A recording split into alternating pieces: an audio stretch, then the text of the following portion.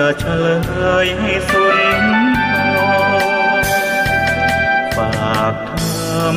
นี้มาช่วยย้ำเตือนอย่าลืมอย่าเลือนน้ำคำที่พร่ำสอนสังคมวุ่นวายสุดแสนอาวรณ์วันกลัวโลกจะรุ่มร้อนวันธรรมจะลับลอย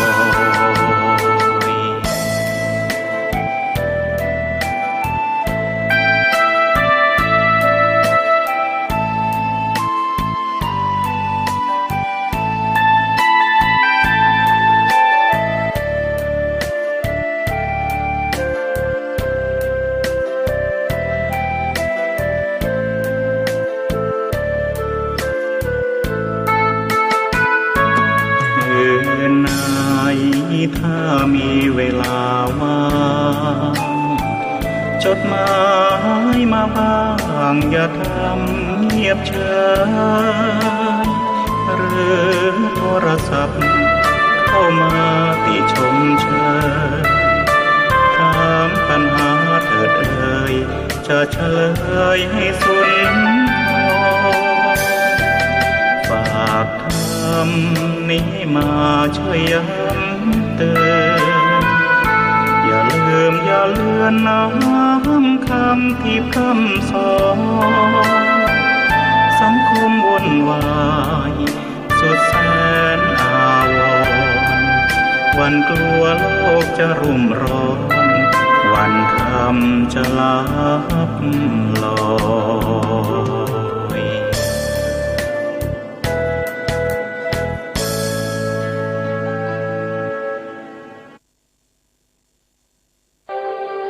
นมัสการเจ้าค่ะวิกฤตโควิด -19 จะมีหลักธรรมใดช่วยได้บ้างไหมเจ้าคะเจริญพรสมัยพุทธกาลเกิดเหตุโรคระบาดในเมืองไวสาลีพระพุทธเจ้าให้คณะสงฆ์สวดพระพุทธมนต์เพื่อความเป็นสิริมงคลของบ้านเมืองและให้ประชาชนมีสติเกิดปัญญารอดพ้นจากภัยพิบัติได้สถานการณ์นี้ทุกคนตระหนักแต่อย่าตื่นตระหนกคนไทยต้องมีสติเพื่อฝ่าวิกฤตโควิด -19 ไปด้วยกันเจริญสุขศรัทธาสาธุชนญาติโยมท่านผู้ฟังทั้งหลายทุกท่านทุกคนวันนี้เราพบกันอีกแล้วนะโยมนะในธรรมะก่อนนอนเช่นเคยตามสถานีวิทยุศูนย์การเผยแผ่ธรรมของวัดฝายหินในคลื่น 104.50ก็มีเป็นประจำทุกวันอังคารนะโยมตั้งแต่เวลา 22 นาฬิกาหรือ 4 ทุ่มจนถึง 23 นาฬิกาหรือ 5 ทุ่มก็เป็นเวลาที่ดึกพอสมควรแต่ว่าญาติโยมที่ทำการทำงานไม่ว่าจะทำงานที่สถานที่นอกบ้านและในบ้าน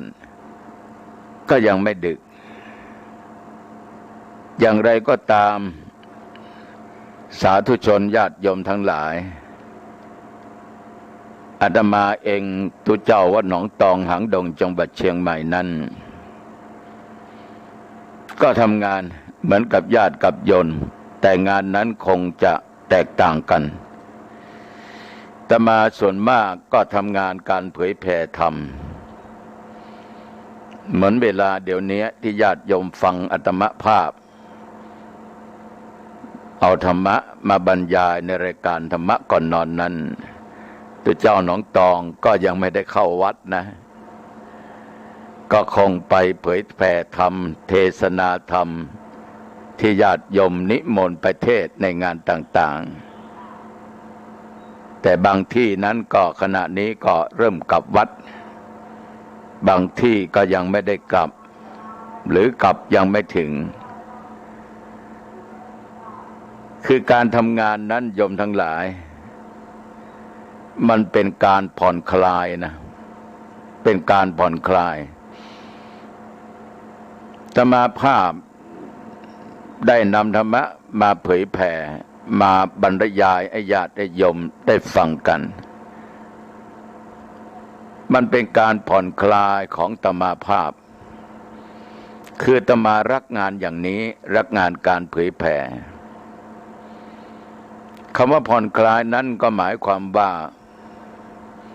ผ่อนคลายความทุกข์ที่มันเกิดขึ้นคือเราจะมีจิตใต้สำนึกอยู่เสมอว่าเรามาบวชแล้วเราได้ทำงานอะไรให้แก่ชาติบ้านเมืองแก่ประชาชนแก่ญาติแก่โยมแก่พุทธศาสนาบ้างแก่บุคคลอื่นแก่ตัวเราบ้างคือต้องคิดโยมไม่คิดไม่ได้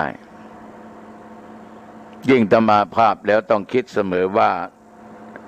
อาตมาจะเอาอะไรมาทดแทนพระคุณของญาติโยมเพราะอาตมาอยู่ได้ทุกวันนี้เพราะญาติโยมทั้งหลายนั้นให้การอุปการะให้การสนับสนุนอุปถากอุปถัมภ์ไม่ว่าที่อยู่ที่อาศัยอาหารบิณฑบาตเครื่องนุ่งห่มยารักษาโรคญาติโยมก็ให้การสงเคราะห์ทุกสิ่งทุกอย่างเราก็มาคิดว่าสิ่งไหนที่เราเป็นพระที่เราทำได้นั้นเราจะทดแทนพระคุณสิ่งเหล่านี้แก่ญาติแก่โยมประการสำคัญแก่พุทธศาสนาเพราะเราได้มาบวชในพระพุทธศาสนาในศาสนาพุทธอันมีองค์สมเด็จพระสัมมาสัมพุทธเจ้าเป็นเจ้าของศาสนาอาตมาต้องคิดเสมอว่าจะทำอย่างไรนอกจากการศึกษาการปฏิบัติแล้วก็คิดว่าต้องนำเอาสิ่งที่ศึกษาสิ่งที่ปฏิบัติได้ผลนั้นมาทดแทนพระคุณของศาสนาของพระพุทธเจ้าคือต้องนำเอาธรรมะที่เรียนรู้ที่ปฏิบัติรู้มาพูดให้ญาติโยมทั้งหลายได้รับฟังกันเมื่อคิดได้ดังนี้อาตมาภาพก็มีศรัทธามากอย่างแรงกล้าจึงนำธรรมะออกเผยแผ่ออกประกาศตามสถานที่ต่างๆที่ญาติโยมนิมนต์ไปไม่ว่าวัดไม่ว่าบ้านและประการสำคัญทางสถานีวิทยุซึ่งเป็นสื่อกลางที่สำคัญสามารถนำเสียงแห่งธรรมนั้นเข้าสู่ญาติโยมที่ชอบฟังธรรมเหมือนรายการธรรมะก่อนนอนนี้โยมทั้งหลายอาตมานั้นมีความพึงพอใจมากที่พึงพอใจนั้นคืออาตมาได้ทำสิ่งที่ได้ชื่อว่าทดแทนพระคุณพระพุทธเจ้าทดแทนพระธรรมคำสอนของพระพุทธเจ้าได้บอกกล่าวทดแทนพระคุณของญาติของโยมที่ให้การอุปการะคุณญาติโยมศรัทธาสาธุชนด้านผู้ฟังอาตมาจึงตั้งใจทำงานการเผยแผ่มาเป็นเวลา50 ปีแล้วโยม50 ปีเอาธรรมะมาเผยแผ่ทางสถานีวิทยุต่างๆนั้นโอ้โยมนอกจากสถานีศูนย์การเผยแผ่ธรรมวัดฝายหินแล้วยังมีคลื่น96ของวัดพระธาตุเจ้าดอยสุเทพทุกวันจันทร์วันอังคารวันพุธตอนกลางวันแล้วก็ยังมีทางสถานีวิทยุรดหนองฮ้อสถานีวิทยุกระจายเสียงแห่งประเทศไทยทุกวันเสาร์แล้วก็ยังมีธรรมะ7 โมงเช้าก่อนที่จะเคารพธงชาติทางสถานีวิทยุวปท2อีกอาตมาก็สบายจิตสบายใจเพราะได้ทำงานเหล่านี้ก็เกิดความสุขความสุขนั้นคือตัวบุญโยมทั้งหลายอาตมาพูดบ่อยครั้งว่าตัวบุญมันเป็นมงคลเป็นสิ่งที่ดี มันเกิดมีกับใครไม่ว่าเครือขัดหญิงชายและชาววัดอันเป็นนักบวชมันมีความสุขโยมทั้งหลายอย่างบอกไม่ถูกมันเป็นพละเป็นกำลังที่สำคัญยิ่งคนเรานี้ญาติโยมไม่ว่าอาตมาและโยมจะทำงานได้นั้นต้องมีพละคือกำลังอันแรงกล้าก็หมายความว่าต้องมีธรรมที่เป็นกำลังอันสูงพระธรรมะนั้นมันเป็นข้อปฏิบัติคนเราจะทำการทำงานอะไรก็ตามโดยหน้าที่โดยตำแหน่งโดยรับการแต่งตั้งหรือโดยจิตสำนึกของตัวเองมันจะต้องมีพละคือกำลังอันแข็งกล้าแข็งแรงมั่นคงนั่นคือต้องมีกำลังแห่งธรรมสาธุชนญาติโยมทั้งหลายมนุษย์ทุกวันนี้อาตมาถือว่าเป็นนักปฏิบัติธรรมเป็นนักปฏิบัติธรรมทุกคนคือการปฏิบัติธรรมนั้นไม่ได้หมายความว่าต้องไปนอนที่สำนักปฏิบัติธรรมวัดนั้นวัดนี้อย่างเดียวทุกวันนี้ยอมทำการทำงานก็เป็นนักปฏิบัติธรรมยอมทำการทำงานอะไรรู้จักหน้าที่ของตัวเองไม่ปล่อยปะละเลยหน้าที่ไม่ทิ้งหน้าที่มีความรับผิดชอบต่อหน้าที่ต่อการต่องานของตัวเองนั่นก็คือยอมปฏิบัติธรรมอาตมาภาพนำธรรมะมาเผยแผ่มาเทศนาให้แก่ญาติแก่โยมนั่นคือการปฏิบัติธรรมยอมทำการทำงานด้วยความขยันขันแข็งมีความมุมานะบากบั่นภาคเพียรตั้งอยู่ในความสุจริตธรรมนั่นคือการปฏิบัติธรรมยอมมีศีลห้าอยู่ในจิตในใจไม่ฆ่าไม่ลักไม่โลภไม่ประพฤติผิดในกามไม่มุสาไม่ด่าไม่เอาสิ่งเสพติดไม่ดื่มของมึนเมานั่นคือการปฏิบัติธรรม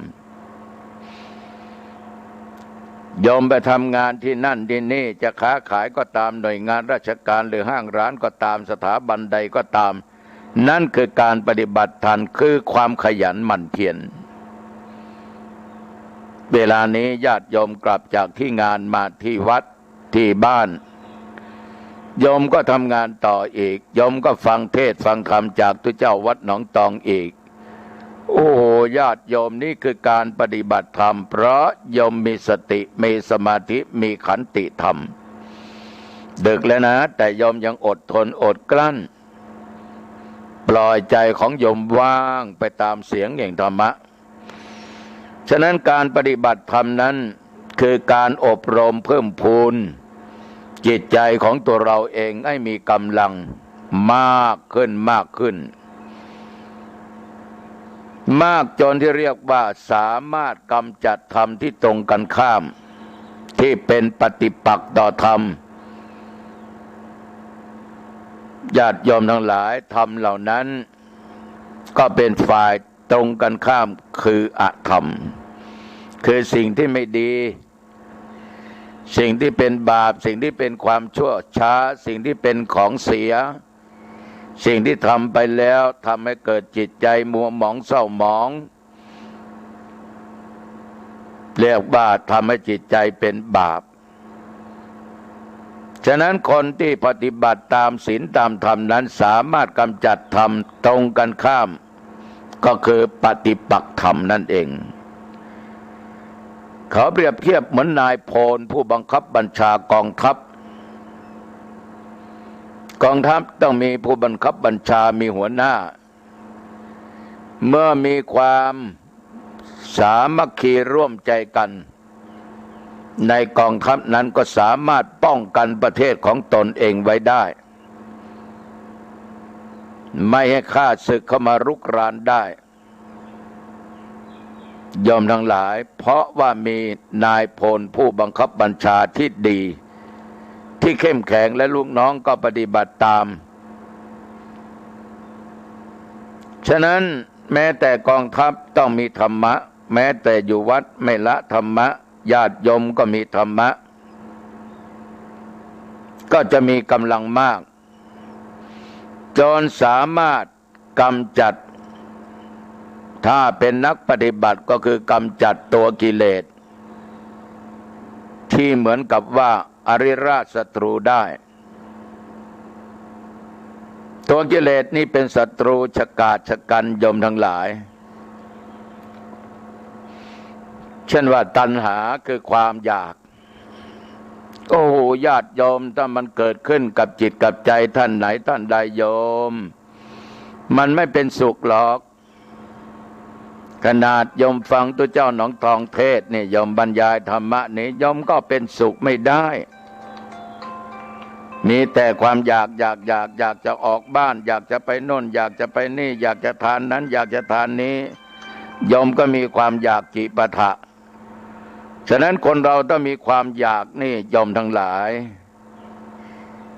มันก็อยู่เป็นสุขไม่ได้ก็จะมีแต่ความทุกข์เพราะมันเป็นตัวกิเลสความโลภความโกรธและความหลงเกิดขึ้นในจิตในใจของผู้ไหนผู้ใดแล้วมันเป็นข้าศึกที่รุกรานเราอยู่ตลอดเวลาเป็นอริราชศัตรูอยู่ตลอดเวลาถ้าศัตรูมีอยู่ในจิตในใจคือตัวกิเลสโยมทั้งหลายรับรองว่าโยมนอนไม่เป็นสุขนั่งไม่เป็นสุขยืนไม่เป็นสุขเดินไม่เป็นสุขทำงานก็ไม่เป็นสุขจะกินจะทานอะไรก็ไม่เป็นสุขศรัทธาสาธุชนญาติโยมตัวกิเลสนี้ตัวไม่ดีมันเป็นปฏิปักษ์ฉะนั้นเราต้องกำจัดในสิ่งที่มันตรงกันข้ามถ้าเราไม่กำจัดโยมทั้งหลายมันก็จะเพิ่มกำลังในฝ่ายที่เสียมากขึ้นฉะนั้นพี่น้องพุทธศาสนิกชนที่เป็นชาวพุทธต้องมีกำลังที่สำคัญกำลังคือพละหรือกำลังมันเกิดมีกับญาติโยมท่านไหนท่านใดโยมทั้งหลายเราก็สามารถต่อสู้จากกิเลสในหนังสือมีเรื่องของพละห้าก็เหมือนกับอินทรีย์ทั้งห้ามีศรัทธาพละความเชื่อมั่นเลื่อมใสที่มีกำลังเหมือนกับทุกวันนี้ญาติโยมทั้งหลายเรามีความเชื่อว่าพระพุทธเจ้านั้นมีจริงและพระพุทธเจ้าตรัสรู้ธรรมที่เป็นจริงบาปมีจริงบุญมีจริงชาตินี้ชาติหน้ามีจริงนรกมีจริงสวรรค์มีจริงนิพพานมีจริงนั้นคือศรัทธาที่มีกำลังมีความเชื่อในสิ่งที่เป็นจริงหรือเชื่อพระคุณของพระพุทธเจ้าว่าพระพุทธเจ้ามีพระคุณมากการจะเป็นพุทธเจ้าได้นั้นต้องฝ่าฟันอุปสรรคต้องบำเพ็ญบารมีมาหลายภพหลายชาติสาธุชนญาติโยมคนที่มีศรัทธาอย่างจริงจังนั้นจะมีความเชื่อในสิ่งที่เป็นจริงถ้าขาดศรัทธาพละและโยมทั้งหลายไม่มีความเชื่อเหล่านี้เราไม่สามารถที่จะปฏิบัติตามธรรมได้คือมันจะเกียจคร้านมันจะหลงละเลงมันจะโอ้อวดมันจะเอาความคิดตัวเองเป็นใหญ่เป็นมิจฉาทิฏฐิมันจะมีความเห็นผิดอยู่ตลอดเวลามันจะไม่เชื่อพระธรรมคำสอนของพระพุทธเจ้ามันจะบอกว่าพระธรรมคำสอนนั้นไม่มีพระพุทธเจ้าตายตั้งนานไม่เห็นพระพุทธเจ้าตัวจริงไม่เห็นธรรมที่พระพุทธองค์ทรงเทศนามาสั่งมาสอน บาปก็ไม่มีบุญก็ไม่มีอะไรก็ไม่มีทำดีจะได้ดีมีที่ไหนทำชั่วได้ดีมีถมไปก็เรียกว่าธรรมะที่มันเป็นปฏิปักษธรรมนั้นมันกำลังเกิดขึ้นมาทำลายศรัทธาของญาติของโยมฉะนั้นคนที่มีศรัทธานี่มีความเชื่อมั่นในโยมทั้งหลายทำอะไรก็บรรลุผลสำเร็จได้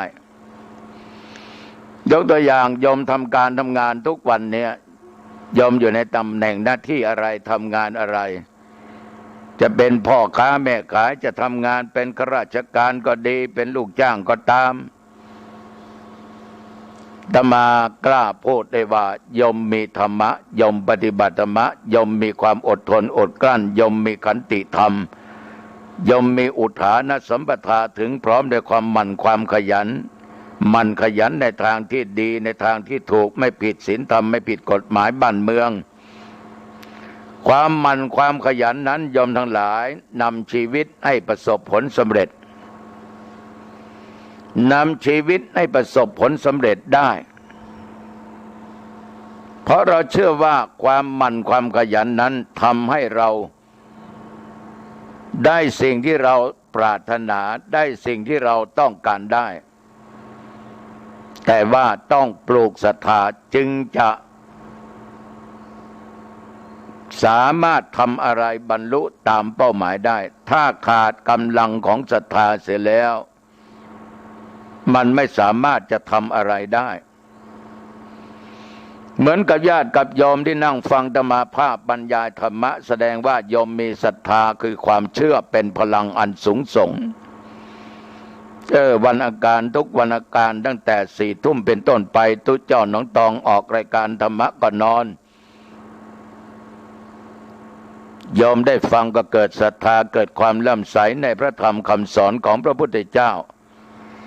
ที่ตุ๊เจ้าวัดหนองตองนำมาบรรยายให้ฟังถ้าไม่มีศรัทธาโยมไม่นั่งฟังหรอกนอนหลับดีกว่าโกดึกแล้วไปฟังธรรมะไม่ได้อะไรเลยไม่เห็นมีอะไรเกิดขึ้นโยมทั้งหลายศรัทธากำลังนี้สามารถกำจัดความเกียจค้านได้สิ่งที่เป็นปฏิปักษ์ต่อธรรมะได้โยมทั้งหลายอันนี้ก็ฝากกับญาติกับโยมก็แล้วกันนะศรัทธานี่ตัวสำคัญโยมทั้งหลายบางครั้งก็ศรัทธาที่ไม่มีเหตุไม่มีผลก็ใช้ไม่ได้เหมือนอาตมาภาพเคยพูดให้ญาติให้โยมฟังศรัทธาฝนตั้งศรัทธาฝนตกศรัทธาห่อหมกศรัทธาตุ๊กแกศรัทธาแกงแคเกิดศรัทธาไม่แน่ศรัทธาศรัทธาเอาลูกไปไว้วัดกูก็เป็นศรัทธาศรัทธาสัตเทตุเจ้ามีงานเล่นลิเกกูก็เป็นศรัทธาถ้ามึงไม่มีลิเกไม่มีดนตรีกูจะไม่ทานกูจะไม่ทำบุญกูจะไม่ศรัทธาเนี่ยโยมทั้งหลายถ้าศรัทธาเหล่านี้ไม่ดีนะไม่ดีเป็นกำลังที่ไม่ดีศรัทธาฝนตั้งศรัทธาฝนตกยกฟังให้หน่อยศรัทธาฝนตั้งนี่คือพูดบางคนบอกว่าจะไปทำบุญที่นั่นที่นี่จะไปทำบุญที่วัดนั้นวัดนี้ถ้าถูกลอตเตอรี่จะถวายพระป่ากฐินจะสร้างโบสถ์สร้างวิหารสร้างพระธาตุเจดีย์ขายที่ขายหนได้หลายล้านจะเป็นเจ้าภาพอันนั้นอันนี้เรียกว่าพูดออกไปแต่ทำจริงๆเหมือนกับฝนที่มันตั้งเขาว่าจะตกมันก็ตกจริงๆโยมทั้งหลายจำพวกนี้เป็นศรัทธาที่แน่วแน่แน่นอนศรัทธาฝนตั้งศรัทธาฝนตกญาติโยมทั้งหลายบางท่านบางคนตั้งเขาเหมือนเมฆเหมือนฟ้าเหมือนฝนตั้งเขาว่าจะตกแต่ทีนี้พูดอะไรลงไปก็ไม่ทำตามสิ่งเหล่านั้นอ้างโน่นอ้างนี่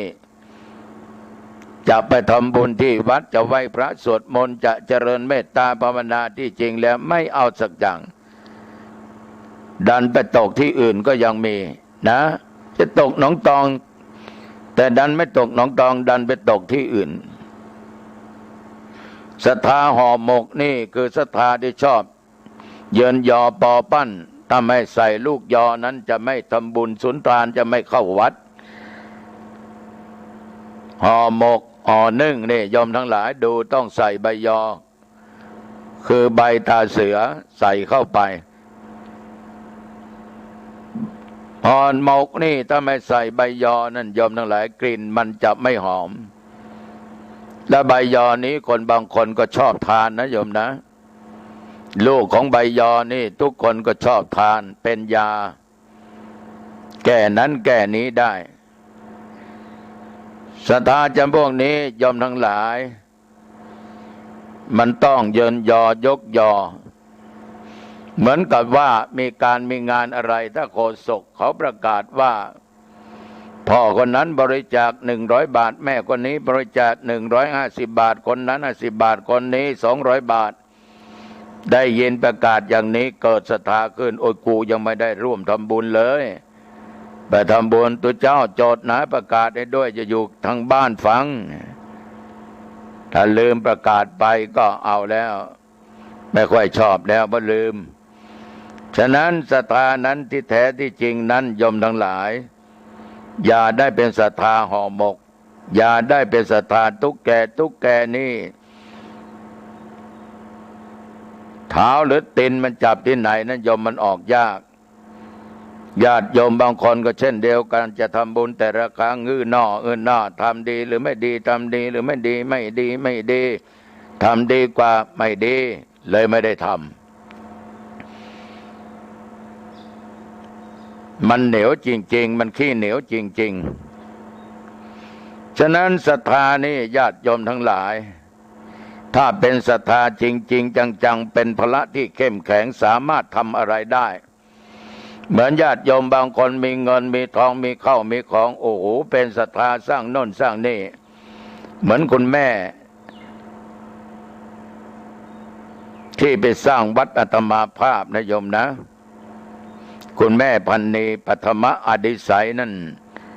ไปสร้างอาคารปริยัติธรรม9 ห้องเรียนนะโยมนะแล้วก็สร้างศาลาอเนกประสงค์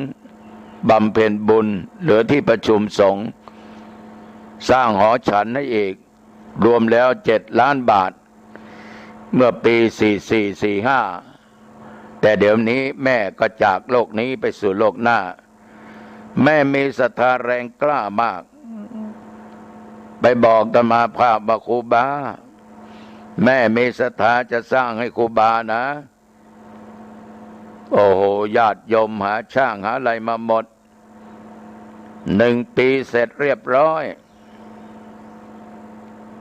โยมทั้งหลายแห่งโยมแม่วันนี้ไปสร้างไม่ว่าวัดดอยสะเก็ดในเมืองเชียงใหม่โรงพยาบาลสร้างพระธาตุเจดีย์สร้างวิหารสร้างโบสถ์ขนาดมีตุเจ้าองค์หนึ่งนี่เวลานั้นโยมแม่ป่วยแต่ตุเจ้ามาเยี่ยมญาติดันเข้าห้องผิดแม่ก็ถามว่าท่านอยู่ที่ไหนท่านก็บอกว่าอยู่วัดนั้นอำเภอนั้นจังหวัดนั้นแล้วท่านสร้างอะไรบ้างที่วัดตุเจ้าองค์นี้ก็บอกว่ากำลังจะสร้างพระธาตุ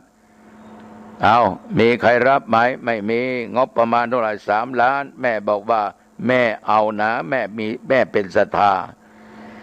นั่นคือศรัทธาแรงกล้าหลายท่านหลายคนก็เช่นกับโยมแม่พันนีโยมบางคนนี่ทอดผ้าป่าทอดกฐินทำบุญรับนั้นรับนี้เป็นเจ้าภาพสร้างกุฏิวิหารโบสถ์สร้างศาลาการประเรียนสร้างพระธาตุเจดีย์เราสังเกตดูโยมทั้งหลายพวกที่มีศรัทธาแรงกล้าสร้างโน่นสร้างนี่ทำบุญนั้นทำบุญนี้เกิดมาชาติไหนชาติใดก็ร่ำรวยทุกชาติแหละนะไม่ทุกข์ไม่ยากไม่อับไม่จนเพราะท่านมีพละคือกำลังในการทำบุญเพราะสิ่งที่ทำนั้นมันก็จะไม่หนีไปไหนบางคนนี่ญาติโยมไม่มีกำลังของศรัทธาใครทำก็มักจะว่าคนนั้นคนนี้ตัวเองก็ไม่ทำนะ แต่ว่าให้คนอื่น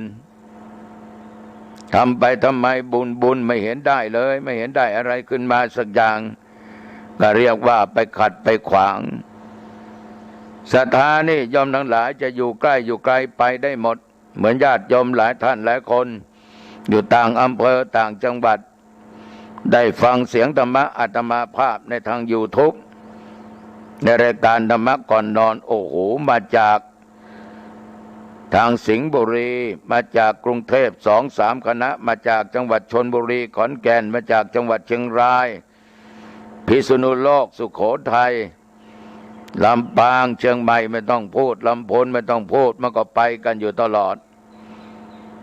นั่นคือศรัทธาคือความเชื่อที่ได้ฟังธรรมะจากอาตมาภาพนำมาเทศน์ออกตามสถานีวิทยุต่างๆท่านฟังแล้วเกิดศรัทธาเกิดความเลื่อมใส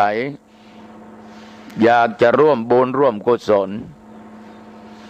เหมือน2-3 วันนี้ไปปาฐกถาธรรมโครงการธรรมสัญจรหมู่บ้านรักษาศีล 5ของทางองค์การหารส่วนตำบลสันกลางอำเภอสันป่าตองเชียงใหม่ที่วัดพระบาททุ่งอ้อยังไม่ทันเทศโยมถวายสังฆทานให้กับปัจจัยว่าหลวงพ่อฉันขอร่วมทำบุญนะอนุโมทนาแสดงมุทิตาจิตต่อหลวงพ่อที่มีอายุได้71 ปีโอ้โหญาติโยมทั้งหลายนั่นคือเกิดจากศรัทธาคนเราจะเสียสละอะไรได้นั้นโยมทั้งหลายมันต้องมีศรัทธาอย่างจริงจังและจริงใจบางคนรู้ข่าวไฟไหม้น้ำท่วมที่ไหนเกิดภัยพิบัติที่ไหนโอ้โหเอาของไปบริจาคนั่นศรัทธาที่มีกำลังอันแรงกล้ายิ่งคนศึกษาธรรมปฏิบัติธรรมต้องมีพละคือกำลังจากศรัทธาถ้าไม่มีศรัทธาการปฏิบัตินั้นไปไม่รอดไม่ตลอดรอดฝั่งเราจะสังเกตได้ว่าคนบางคนโยมบางท่านเพื่อนฝูงชักนำเชิญชวนไปปฏิบัติในสำนักปฏิบัติธรรมไปปฏิบัตินะ7 วันไปก็ไปไอ้เพื่อนมันเสาสีมันก็เลยจำเป็นต้องไปแล้วไม่ถึง7 วันได้วัน2 วันเบื่อหน่ายแล้วไม่เอาแล้วในการปฏิบัติศรัทธาถอยยอมทั้งหลายทุกคนที่ทำการทำงานไม่สำเร็จผลเพราะไม่มีแรงของศรัทธาที่เป็นพละเราจะมองเห็นถึงพระพุทธเจ้าของพวกเรานี่เกิดมาเป็นลูกกษัตริย์ออกบวชก็เป็นพระ6 พรรษานั่นยอมทั้งหลายต้องมีศรัทธาในการตั้งอยู่ในธรรมะอดทนอดกลั้นปฏิบัติแสวงอโมฆะธรรมจนมีอายุได้35 พรรษาได้ตรัสรู้สิ่งที่เป็นจริงเห็นจริงของจริงได้เป็นพระพุทธเจ้าโดยแรงศรัทธาของพระองค์ได้บำเพ็ญมาหลายภพหลายชาติญาติโยมทั้งหลายอาตมาภาพนั่งบรรยายธรรมะให้ญาติโยมฟังนี้เวลานี้เป็นเวลากลางวัน อยู่ในห้องยอมจะได้ยินเสียงโทรศัพท์เมื่อกี้นี้แต่อาตมาก็กดแล้วก็ปิดไม่รับเพราะว่าศรัทธาอาตมามีอยู่ที่การเผยแผ่ธรรมดังช่างมันเพราะมันอยากจะดังก็ให้มันดังไป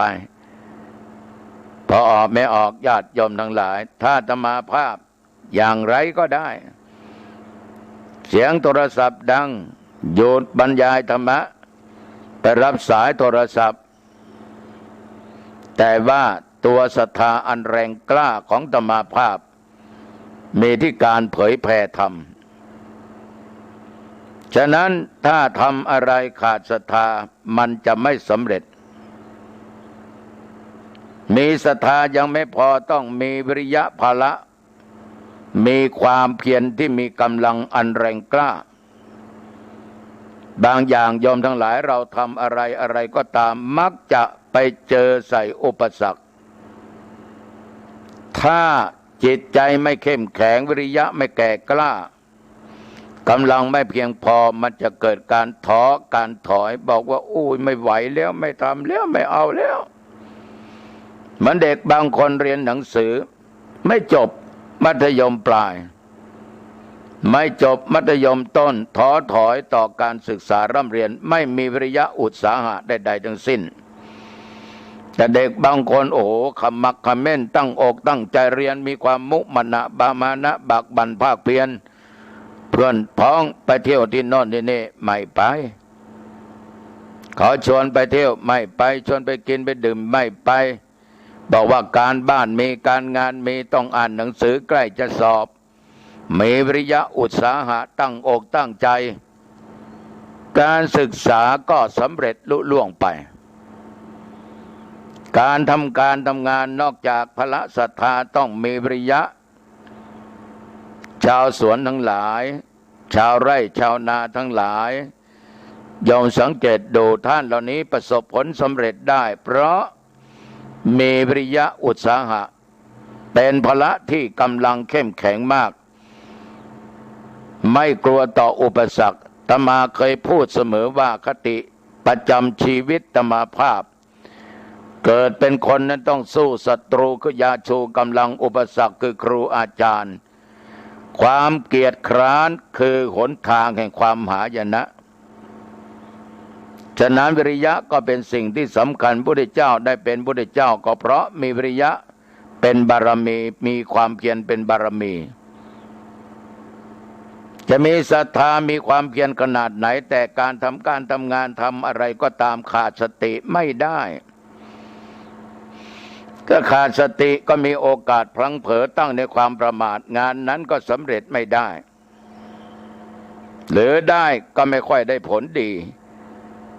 สติมาปัญญาเกิดสติเตลิดก็จะเกิดปัญหาในนาญาติโยมสติเป็นสิ่งสำคัญต้องมีความนึกความคิดก่อนที่จะทำก่อนที่จะพูดก่อนที่จะคิดแล้วว่าถูกมีสติคุมตลอดทำแล้วก็ไม่เดือดร้อนพูดแล้วก็ไม่เกิดผลเสียหายญาติโยมทั้งหลายสติเป็นสิ่งสำคัญสติสตังให้ระวังให้ดีดูสิโยมคนขับรถไปเหนือใต้ตรงออกชนกันบ่อยครั้งเกิดอุบัติเหตุบ่อยครั้งเพราะอะไรเพราะขาดสติโยมโกรธกันชกต่อยกันฆ่าฟันยิงกันตายเพราะขาดสติญาติโยมบางคนมีปัญหาเกิดขึ้นคิดอะไรไม่ออกแขวนคอดื่มยาพิษตายเพราะขาดสติถ้ามีสติเสียสักหน่อยมันจะไม่ดื่มมันจะไม่แขวนคอมันจะไม่ฆ่าตัวตายสติขาดเมื่อใดโยมทั้งหลายความโกรธเกิดขึ้นทันทีอะไรได้ไม่พึงพอใจก็โกรธเดี๋ยวก็มีเรื่องโยมจะพูดจะจาอะไรก็จะด่าจะว่าไปจิปาถะผิดถูกไม่เข้าใจคนฟังจะเดือดร้อนขนาดไหนไม่เข้าใจเพราะอะไรเพราะมันขาดสติถึงจะมีศรัทธาขนาดไหนมีวิริยะความเพียรขนาดไหนถ้าขาดสติเสียอย่างการงานนั้นโยมทั้งหลายอาจจะสำเร็จแต่ว่ามันไม่ค่อยดีมีคนไม่ค่อยชอบเพราะไม่ได้ประกอบด้วยสติขาดสติเป็นพละเป็นกำลัง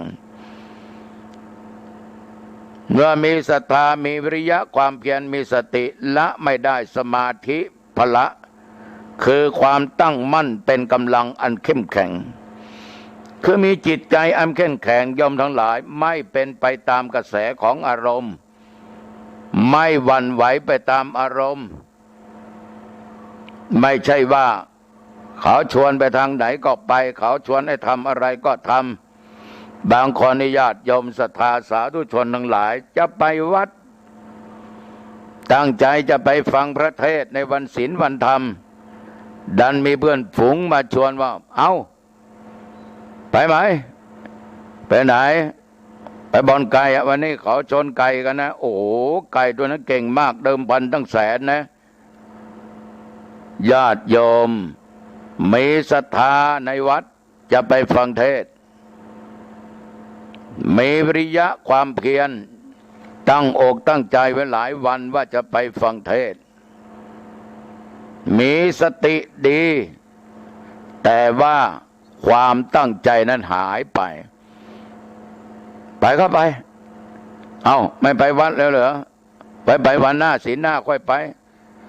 ปดูเขาชนไก่ดีกว่าตีไก่ดีกว่าเอาขันดอกกลับไปบ้านเมียถามผัวถามเอ้าพี่ทำไมไม่ไปวัดวันนี้โอ้ยวันนี้เขาชนไก่สติพังหมดจิตตั้งมั่นจะไปฟังเทศน์จะไปสร้างคุณงามความดีไม่มีแล้วหวั่นไหวไปตามกระแสอารมณ์เขามาพูดเขามาชวนเขามาชักไปทางไหนก็ไปทางนั้นนี่ยอมทั้งหลายมีแต่ศรัทธามีแต่วิริยะมีแต่สติอย่างเดียวถ้าขาดสมาธิไปไม่รอดเหมือนธรรมาภาพนั่งบรรยายธรรมะให้โยมฟังนี่40-50 นาทีนี่ต้องมีสติต้องมีวิริยะต้องมีศรัทธาแต่ต้องมีสมาธิเพราะธรรมาภาพนั้นยอมทั้งหลายนั่งที่ไหนก็บรรยายธรรมะได้โดยใช้สติใช้ศรัทธาเป็นพื้นฐานวิริยะติดตามมาแล้วตั้งอกตั้งใจนั่งบรรยายนี่โยมทั้งหลายเดี๋ยวคนนั้นมาเดี๋ยวคนนี้มาเดี๋ยวสัตว์ก็ร้องเสียงดังเดี๋ยวโทรศัพท์ก็ดังเดี๋ยวนั้นเดี๋ยวนี้ถ้าอาตมาขาดสติไม่มีความตั้งใจการบันทึกเสียงธรรมะก็ขาดตอนดีไม่ดีก็เสียไปหมดที่นั่งบรรยายที่นั่งพูดธรรมะให้แก่ญาติโยมได้ฟังกันฉะนั้นญาติโยมความตั้งใจแน่วแน่เป็นสิ่งสำคัญเป็นกำลังขุมใหญ่นักปฏิบัติธรรมนักศึกษาธรรมต้องมีจิตใจที่มั่นคงนะเหมือนมหินสีมานะโยมนะเหมือนเสาต้นใหญ่ๆที่เขาฝังลึกๆมันจะไม่โค่นมันจะไม่ล้มเพราะว่ากำลังมันดีมันลึกมันฝังอยู่ในจิตในใจฝังอยู่ใต้ดินถ้าเป็นต้นไม้สมาธิถ้ามีในจิตในใจมันจะไม่หวั่นไหวไปตามกระแสไปตามอารมณ์ที่เป็นธรรมอารมณ์ทั้งดีไม่ดีทั้งที่ชอบและไม่ชอบแต่ว่าทุกอย่าง4ข้อจะขาดตัวสำคัญไม่ได้คือปัญญาซึ่งแปลว่าความรอบรู้ความอย่างรู้อย่างเห็นเป็นกำลังที่สำคัญคนมีศรัทธาขนาดไหนก็ตามถ้าขาดปัญญาก็ไม่รู้ว่าการรักษาศีลรักษาอย่างไหนอย่างใดการทำบุญตักบาตรทำกันอย่างไรการทำบุญให้ทานทำอย่างใดอย่างไหนจะถูกต้องอย่างไหนจะดีอย่างไหนไม่ดีโยมก็ไม่รู้งูปลาแสดงว่าขาดพละศรัทธาที่เป็นปัญญานั้นซึ่งแปลว่าความรอบรู้มันก็หายไปฉะนั้นศรัทธาสาธุชนญาติโยมทั้งหลายมนุษย์เราทุกคนต้องมีปัญญาเป็นพละเป็นกำลังที่สำคัญเราจะขาดปัญญาไปไม่ได้ขาดปัญญาไปไม่ได้เราต้องรู้ว่าอันไหนผิดอันไหนถูกอันไหนเป็นบาปอันไหนเป็นบุญเราต้องรู้ญาติโยมทั้งหลายถ้าไม่รู้มันก็จะทำไปเรื่อยโดยที่ขาดปัญญาถ้ามันดีก็เหลือไปถ้าไม่ดีก็มันก็จะนำความหายนะความเดือดร้อนให้เกิดขึ้นแก่ตัวเองฉะนั้นต้องมีปัญญาแห่งพละเป็นขุมที่สำคัญศรัทธาสาธุชนญาติโยมท่านผู้ฟังทั้งหลายทำไมอาตมาภาพจึงบอกว่าตัวปัญญานั้นเป็นสิ่งสำคัญก็บอกได้ว่าปัญญาคือความรอบรู้ปัญญานะโยมทั้งหลายมีกำลังปกติแล้วเราก็มักคิดว่าปัญญาหมายถึงการศึกษาเล่าเรียนในโรงเรียนซึ่งเป็นการศึกษาทางโลกแม้การศึกษาเล่าเรียนพระปริยัติธรรมโดยรวมถึงอาการพิจารณาไตรตรองธรรมะต่าง ศึกษาธรรมะปัญญาเหล่านี้อยู่ในระดับสุตมยปัญญาเกิดจากการฟังเกิดจากการอ่านเกิดจากการอะไรก็ตามหรือจะเป็นจินตามยปัญญาเกิดจากการคิดเหมือนญาติโยมทั้งหลายฟังอาตมาภาพบรรยายธรรมะอันนี้เป็นสุตะฟังแล้วนำไปคิดพิจารณาอันนี้เป็นจินตามยปัญญาไม่จัดเป็นปัญญาที่มีกำลังเพราะไรโยมเพราะยังถูกครอบงำโดยธรรมที่ตรงกันข้ามคืออวิชชาความไม่รู้ความหลงไม่รู้จริงเนื่องจากในตอนนั้นบุคคลที่เรียนก็เข้าใจว่ามีตัวเราที่นั่งท่องหนังสือที่สาธยายธรรมที่ฟังธรรมหรือคิดพิจารณาตรึกตรองทำอยู่ปัญญานิยมที่จัดเป็นปัญญาภละต้องเป็นปัญญาที่กำจัดอวิชชาหรือโมหะความหลงได้โดยเป็นปัญญาที่เกิดจากการอบรมจิตเท่านั้นสาธุชนในขณะที่ญาติโยมเจริญวิปัสสนามีสมาธิมากขึ้นเขาย่อมเกิดปัญญาอย่างรู้สภาวธรรมตามความเป็นจริงโดยรับรู้ว่าสภาวะมีลักษณะเป็นอย่างไรฉะนั้นอวิชชาเป็นตัวสำคัญยิ่งคนที่มีปัญญานั้นสามารถกำจัดคำว่าไม่รู้ออกไปได้อันนี้ตุเจ้าก็ขอฝากกับญาติกับโยมศรัทธาสาธุชนท่านผู้ฟังทั้งหลายพละคือกำลังแห่งธรรมะนั้นมันจะต้องอาศัยซึ่งกันและกันจะมีศรัทธามีวิริยะมีสติมีสมาธิอย่างเดียวนั้นสี่อย่างนี้ไม่ได้ถ้าขาดปัญญาก็ไม่ตลอดรอดฝั่งเพราะปัญญานั้นมันเป็นแสงสว่างสามารถจะนำทางผู้ประพฤติปฏิบัติให้บรรลุตามเป้าหมายได้วันนี้ตุเจ้าได้นำเอาเรื่องพละห้ามาพูดให้ญาติให้โยมทั้งหลายได้ฟังกันโดยย่อโดยสังเขปก็ขอฝากไว้ก็แล้วกันนะโยมนะเอาอยากจะหลับก็หลับอยากจะนอนก็นอนปิดประตูบ้านประตูเรือนหน้าต่างให้เรียบร้อยตรวจดูไฟดับหรือยังจุดไฟไว้ไหนบ้างปิดไฟฟ้าเรียบร้อยดับไฟเรียบร้อยเก็บของมีค่าเรียบร้อยเข้าสู่ห้องนอนล้างมือล้างเท้าหรืออาบน้ำเสียนุ่งห่มผ้าที่เราชอบที่สุดยอมทั้งหลายกราบพระนึกถึงพระพุทธเจ้าพระธรรมเจ้าพระสังฆเจ้านึกถึงพระคุณของพ่อของแม่ของครูบาอาจารย์อุปัชฌายะแล้วก็ตั้งอกตั้งใจเจริญสมาธิภาวนาชั่วคู่ชั่วยามต่อจากนั้นญาติโยมกับแผ่ผายายบุญแผ่เมตตาแก่สรรพสัตว์เจ้ากรรมนายเวรเทพาอารักษ์แผ่เมตตาแก่ตัวเองนอนสำรวจดูข้อศีลทั้งห้าข้อวันนี้ขาดไหมโยมและไม่ขาดชโยดีใจหลับตาลงหลับให้สบายสบายนะโยมนะ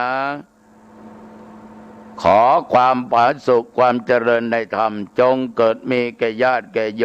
มผู้ฟังทุกท่านทุกคนอายุวันนะสุขภละ